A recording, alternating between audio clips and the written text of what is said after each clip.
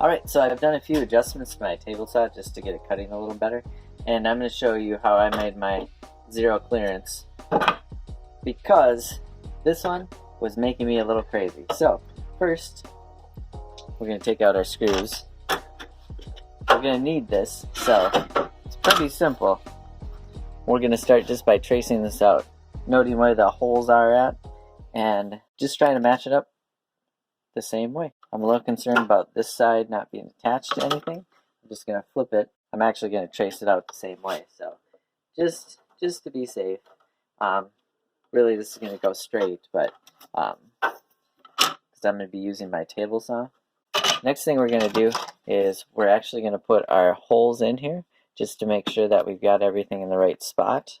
The screws that I have are panhead, so I'm going to make sure that the holes that I make accommodate that, because I want those to go all the way in.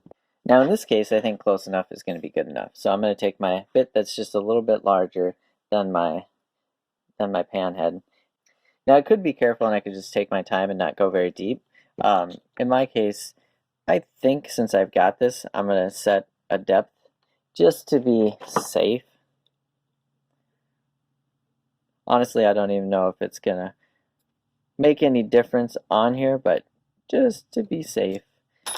So I've got my depth set, similar to that of my panhead. Should be good enough.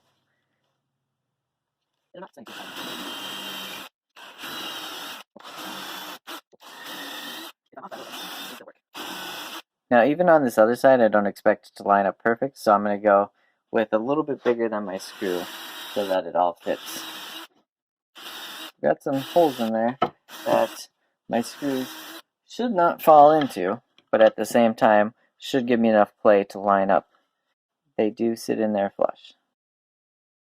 Now when I go for a zero clearance, it's important to get that depth right, and actually I still haven't cut this down to size, but that's intentional because any tear out might end up getting cut off anyway. So as you can see here, I've cut out some slots with my table saw.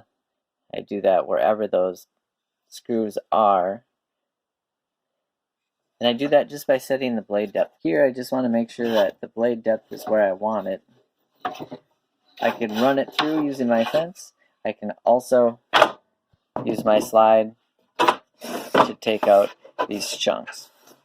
You might have to try a few different times to get the depth just right, but in this case, I should have it about right where I want it. So anyway, here we go. And again, this step doesn't have to be perfect either.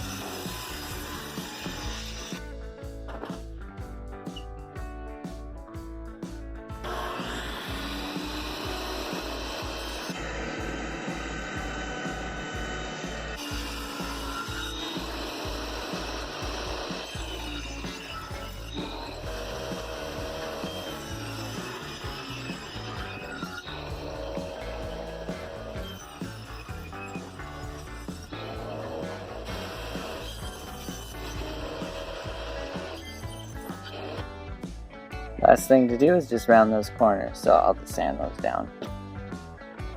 Alright, let's check to see how it fits.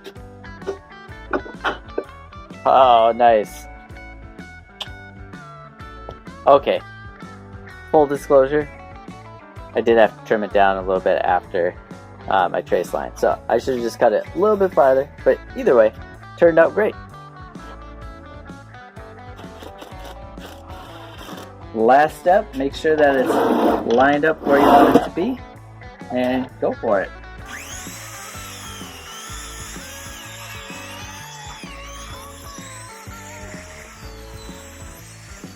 Now I've got my zero clearance, and hopefully a whole lot less junk in there.